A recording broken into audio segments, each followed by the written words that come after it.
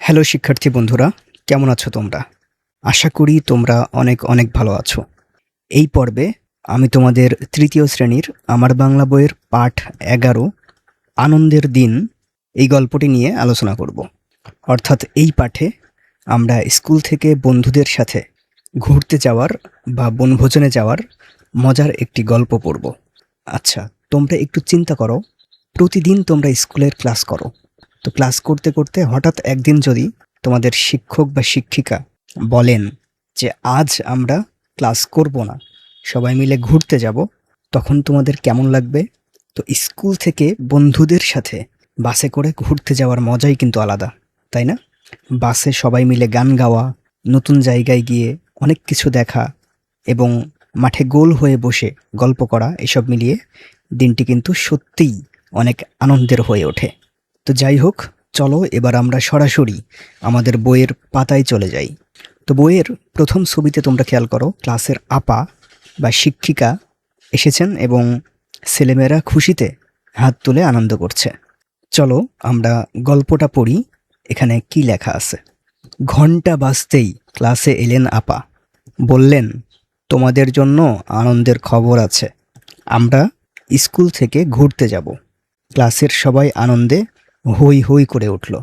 তাহলে তোমাদের যদি প্রশ্ন করা হয় ক্লাসের সবাই আনন্দে কেন হই হই করে উঠল, তখন তোমরা উত্তরে বলবে, আপা যখন বললেন সবাই মিলে স্কুল থেকে ঘুরতে যাবে, তখন এই খুশির খবর শুনে ক্লাসের সবাই আনন্দে হই হই করে উঠল। ওকে, চলো এরপরে দেখি কি লেখা আছে। এরপর আপা বললেন, আমরা তাহলে কোথায় যেতে পারি? টুপু বলল, আমরা জাদুঘরে যেতে পারি। রাজু বলল, শিশু পার্কে যেতে পারি।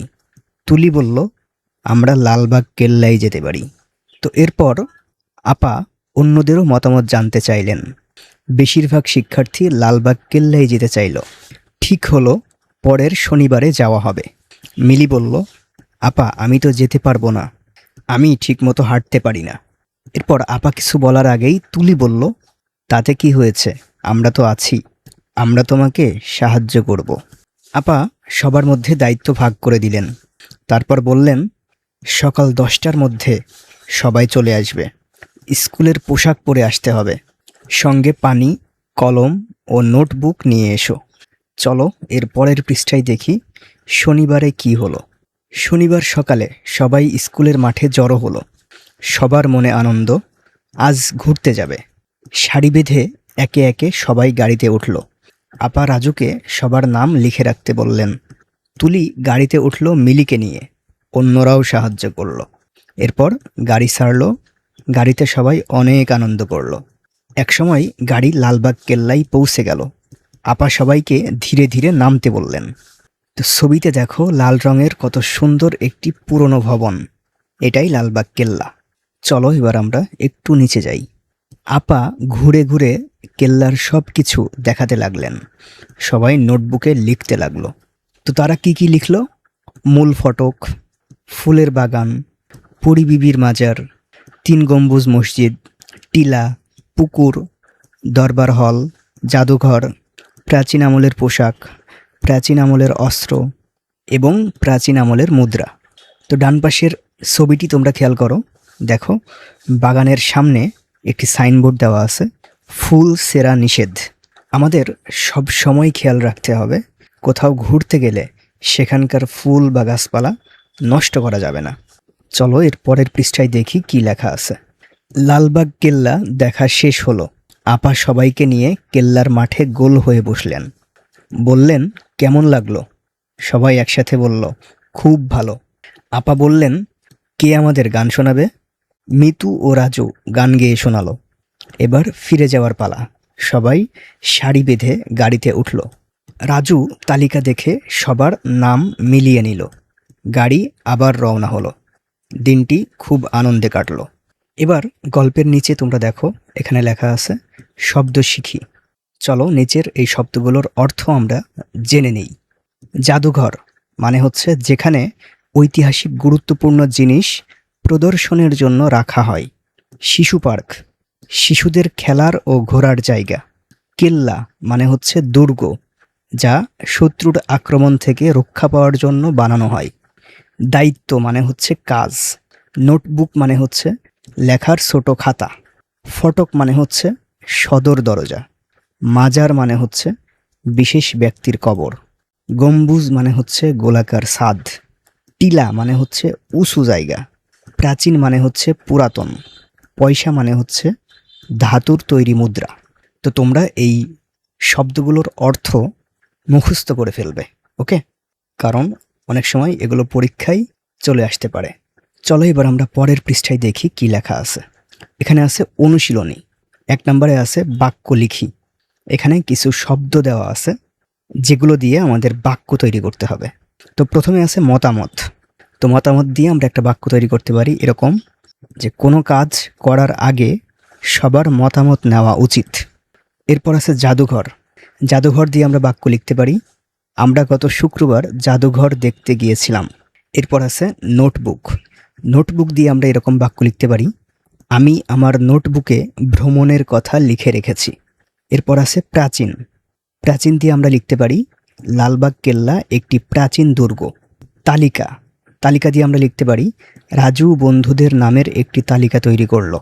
এরপর নিচে 2 নম্বর আছে যুক্তবর্ণ ভেঙে লিখি এবং নতুন শব্দ বানাই। যেমন প্রথমে আছে কেল্লা, কয় একার, লয় লয় আকার। তো লয় লয় হচ্ছে এখানে যুক্তবর্ণ, যেটাকে ভাঙলে হয় ল প্লাস ল, দেখছো?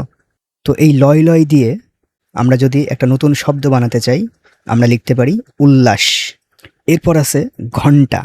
এখানে যুক্তবর্ণ হচ্ছে মূর্ধন্যয় ট, দেখছো? মূর্ধন্য প্লাস ট। তো আমরা নতুন শব্দ বানাতে পারি এটা দিয়ে, বন্টন। এরপর আছে গম্বুজ। যুক্তবর্ণ হচ্ছে ম প্লাস ব, ময় বয়। এটা দিয়ে আমরা নতুন শব্দ বানাতে পারি কম্বল। এরপর আছে আনন্দ, যেখানে যুক্তবর্ণ হচ্ছে দন্তন্য প্লাস দ। এটা দিয়ে আমরা নতুন শব্দ বানাতে পারি সুন্দর। এরপর আছে ক্লাস। এখানে যুক্তবর্ণ হচ্ছে ক প্লাস ল। এটা দিয়ে আমরা নতুন শব্দ বানাতে পারি ক্লান্ত। এরপর আছে দায়িত্ব, যেখানে যুক্তবর্ণ হচ্ছে তয়ে বয়ে, ত প্লাস ব। তো এটা দিয়ে আমরা নতুন শব্দ বানাতে পারি রাজত্ব। রাজত্ব শব্দে তয়ে বয়ে আছে, দেখছো? এরপর আছে মুদ্রা, যেখানে যুক্তবর্ণ হচ্ছে দয় র ফলা, দ প্লাস র। এটা দিয়ে আমরা নতুন শব্দ বানাতে পারি দরিদ্র। এবার চলো আমরা একটু নিচে যাই। 3 নম্বরে লেখা আছে উত্তর বলি ও লিখি। এখানে 4টা প্রশ্ন দেওয়া আছে। এই 4টা প্রশ্নের উত্তর আমাদের বলতে হবে ও লিখতে হবে। তো আমি তোমাদের সুবিধার জন্য এই 4টা প্রশ্নের উত্তর এখানে লিখে দিয়েছি। তোমরা চাইলে এটা দেখে দেখে তোমাদের নিজেদের খাতায় নোট করে রাখতে পারো, কারণ এইগুলো পরীক্ষার জন্য খুবই খুবই গুরুত্বপূর্ণ, ওকে? তো চলো আমরা একটা একটা করে আলোচনা করি। তো প্রথমে ক নম্বরটা খেয়াল করো, ক্লাসের সবাই হই হই করে উঠল কেন? এটার উত্তর হবে, আপা যখন বললেন সবাই মিলে স্কুল থেকে ঘুরতে যাবে, তখন এই খুশির খবর শুনে ক্লাসের সবাই আনন্দে হই হই করে উঠল। এরপর খ নম্বর আছে সবাই মিলে কোথায় যাবে ঠিক করলো। চলো এটার উত্তর আমরা দেখে নিই। ক্লাসের বেশিরভাগ শিক্ষার্থীর মতামতের ভিত্তিতে সবাই মিলে লালবাগ কেল্লায় যাবে বলে ঠিক করলো। এরপর গ নম্বরটা হচ্ছে আপা কি কি জিনিস সাথে নিতে বললেন। চলো এটার উত্তর আমরা দেখে নিই। আপা সবাইকে সাথে করে পানি, কলম ও নোটবুক নিতে বললেন। এরপর ঘ নম্বর কাকে সবার নাম লিখে রাখার দায়িত্ব দেওয়া হয়েছিল। তো তোমাদের অনেকেরই হয়তো মনে আছে, রাজুকে সবার নাম লিখে রাখার দায়িত্ব দেওয়া হয়েছিল। তো এই ছিল আমাদের 4টা প্রশ্নের উত্তর। চলো এবার আমরা পরের পৃষ্ঠায় যাই। 4 নম্বরে আছে বিভিন্ন ধরনের বাক্য পড়ি। তো শিক্ষার্থীরা, আমরা কথা বলার সময় নানাভাবে মনের ভাব প্রকাশ করি। তো এখানে দেখো কয়েক রকম বাক্যের উদাহরণ দেওয়া হয়েছে। যেমন আমাকে একটু পানি দাও, এটা হচ্ছে অনুরোধ সূচক বাক্য, কারণ এখানে কিছু চাওয়া হচ্ছে। সবাই খাতা বের করো, এটা হচ্ছে একটা আদেশ সূচক বাক্য। শিক্ষক বা বড়রা যখন কোনো কিছু করতে বলেন, তখন তা হচ্ছে আমাদের ছোটদের জন্য আদেশ। এরপর আছে ফুল ছিঁড়ো না, এটা হচ্ছে নির্দেশমূলক বাক্য, কারণ এখানে কোনো কাজ করতে নিষেধ করা হচ্ছে। মানুষকে সাহায্য করবে, এটা হচ্ছে উপদেশমূলক বাক্য। ভালো কোনো কাজের কথা বলা হলে তা হচ্ছে উপদেশ। এরপর আছে তুমি কি বাড়ির কাজ করেছো, এটা হচ্ছে প্রশ্নবোধক বাক্য, কারণ কিছু জানতে চাইলে এই বাক্য ব্যবহার করা হয়। এরপর নিচে 5 নাম্বারটা তোমরা খেয়াল করো। সবাই মিলে ঘুরতে যাওয়ার একটি পরিকল্পনা তৈরি করি। তোমরা যদি তোমাদের বন্ধুদের সাথে ঘুরতে যাও তাহলে কোথায় যাবে, কবে যাবে, কি কি করবে তা এই বইয়ের এই ফাঁকা জায়গায় সুন্দর করে লিখে ফেলবে। তো আমি তোমাদের জন্য এখানে উদাহরণ হিসেবে এটা লিখে রেখেছি। যেমন কোথায় যাব, জাতীয় চিড়িয়াখানায়। কবে যাব, আগামী শুক্রবার। কে কে যাব, ক্লাসের সব বন্ধু ও শিক্ষকেরা। কিভাবে যাব, স্কুলের বাসে করে। কি কি করব, পশু পাখি দেখব, খেলাধুলা করব এবং একসাথে আনন্দ করব। কখন যাব, সকাল 9টায়। কখন ফিরব, বিকাল 5টায়। তোমরা চাইলে এইটাও লিখতে পারো, অথবা তোমরা নিজেদের ঘুরতে যাওয়ার পরিকল্পনাটাও এখানে লিখতে পারো। ওকে, তো আমাদের আজকের ক্লাস এ পর্যন্তই। আশা করি তোমরা ক্লাসটি খুবই ভালোভাবে বুঝতে পেরেছো। তো এর পরের ভিডিওতে আমরা এই বইয়ের পরবর্তী পাঠ নিয়ে আলোচনা করব ইনশাআল্লাহ। ক্লাস সম্পর্কে যদি তোমাদের কোনো প্রশ্ন থাকে সেটা চাইলে তোমরা কমেন্টে লিখে দিতে পারো। আর তোমাদের কোন কোন সাবজেক্টের জন্য ভিডিও প্রয়োজন সেটাও তোমরা চাইলে কমেন্টে লিখে দিতে পারো। ক্লাসটি ভালো লাগলে অবশ্যই একটা লাইক দিও, আর তোমার বন্ধুদের সাথে ক্লাসটি শেয়ার করে দিও। আর হ্যাঁ, আমাদের চ্যানেলটি যদি এখনও সাবস্ক্রাইব করে না থাকো তাহলে সাবস্ক্রাইব করে বেল বাটনে একটা চাপ দিয়ে দাও। দেখা হবে পরের ক্লাসে। আল্লাহ হাফেজ। আমাদের এই শিক্ষামূলক কাজকে সাপোর্ট করতে এবং ভিডিওর মান আরও উন্নত করতে তোমরা চাইলে স্ক্রিনে দেওয়া বিকাশ, নগদ বা রকেট নাম্বারে ডোনেট করতে পারো।